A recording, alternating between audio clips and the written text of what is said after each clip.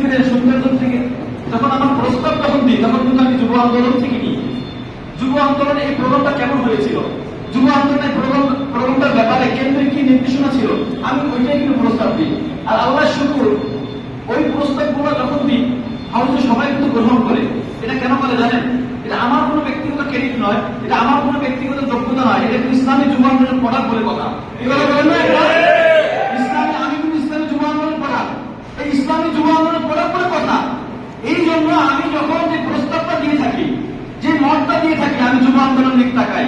আর যুব আন্দোলন তাকিয়ে আমি যুব আন্দোলনের সুস্থিত সুন্দর সেই প্রস্তাবটা যখন আমি ব্রাঞ্চে তুলি, তখন সবাই ঐক্যমত্য হবে, ওটা গ্রহণ করে। তা আমি ভাবি আমি যুব আন্দোলনটা পড়াই। আমাকে তৈরি করেছে ইসলামী যুব আন্দোলন। ঠিক তদ্রুপ ভাবে আজকে আপনারা যুব আন্দোলন করেন, আজকে আপনারা মডেল হবেন। আপনারা আজকে প্রশিক্ষণ নিয়ে কর্মশালার মাধ্যমে আপনার যোগ্যতা অর্জন করার মাধ্যমে যখন মাঠে ময়দানে